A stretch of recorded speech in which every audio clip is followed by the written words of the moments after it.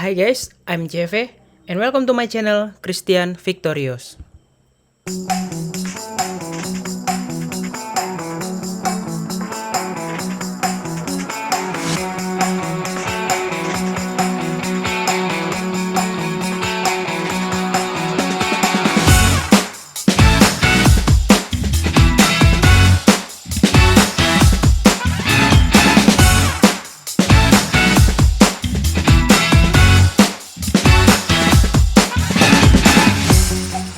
Halo semuanya, selamat datang lagi. Jadi di video kali ini kembali ya, kita bakal ngebahas dulu si Bitcoin dan barusan aku nge-short ya, tadi udah profit, kemudian masih floating profit dikit lagi ya. Nah, jadi pertanyaannya adalah ya, pertanyaannya sama semua, Bang. Apakah ini udah bisa masuk altcoin? Apakah ini udah bisa masuk altcoin? Bla bla bla bla tentang altcoin semua. Oke. Nah, guys.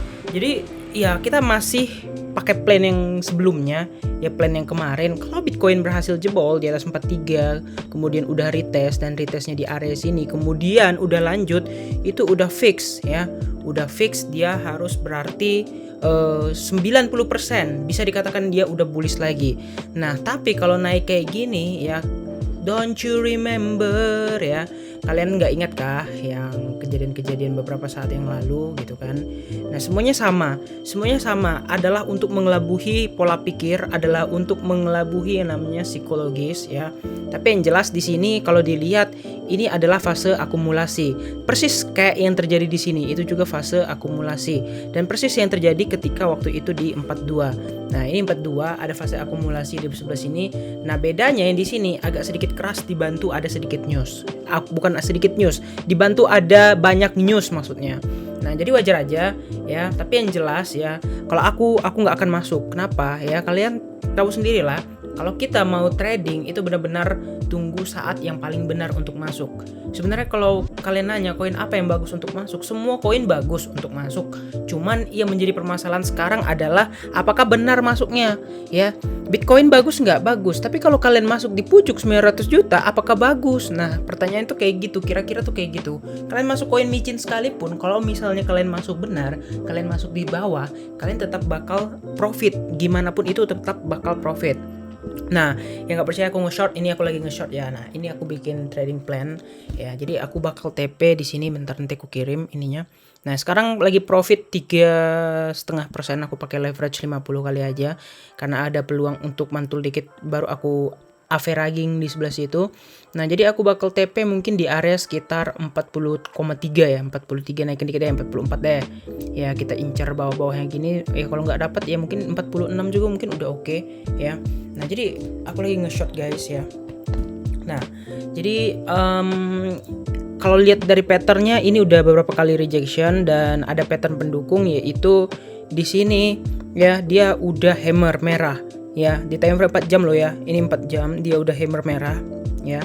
Kalau dia naik ya artinya dia bakal nge-retest lagi ya, retest bukan support, resist ya. Kita gambar ini adalah resistnya di sebelah sini, kita gambar kasih warna merah. Oke.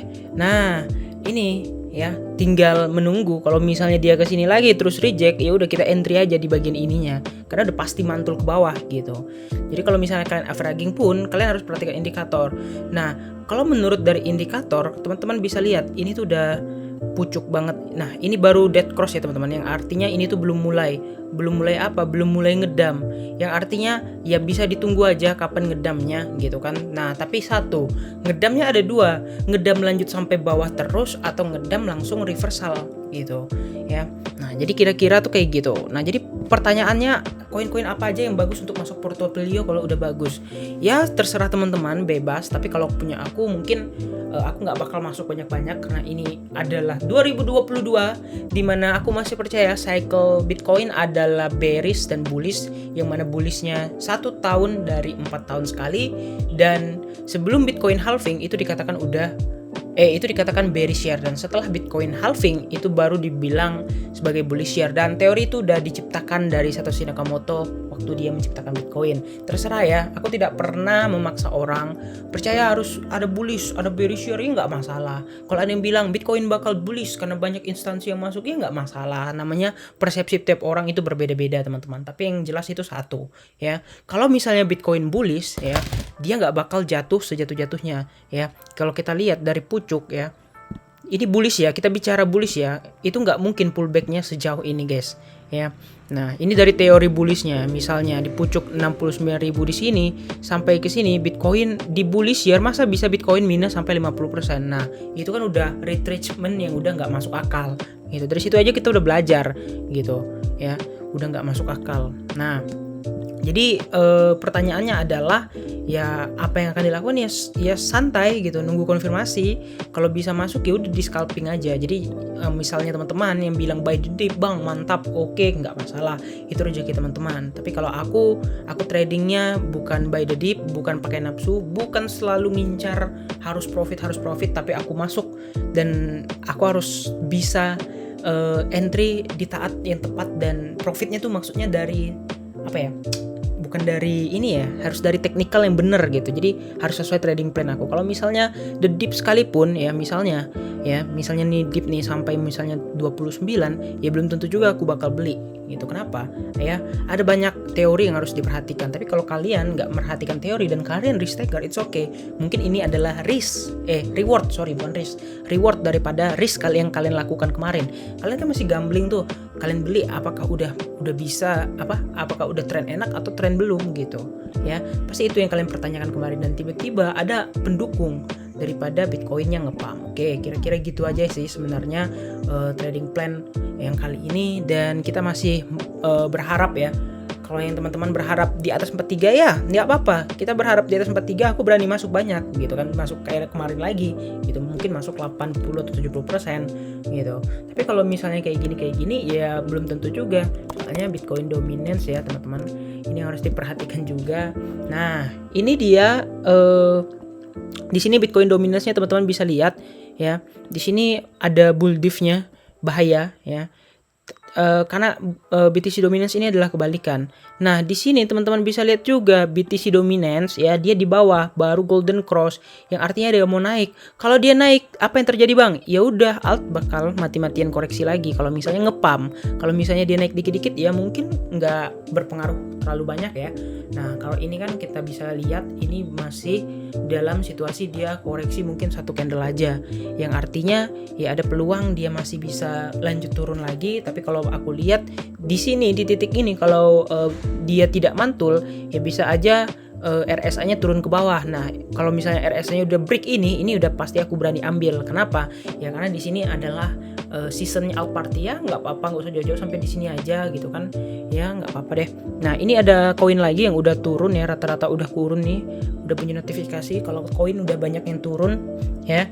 Nah, jadi itu yang harus diperhatikan daripada Bitcoin dominance-nya. Jadi kalau misalnya teman-teman mau masuk ketika udah pump itu telat gitu. Ya, jadi masuknya itu ketika teman-teman benar-benar yakin untuk indikatornya bisa masuk ya. Nah, tapi sekali lagi unpredictable, seperti pump and dump itu sebenarnya unpredictable kapan terjadinya, tapi kita harus bisa melihat dari jarak jauhnya.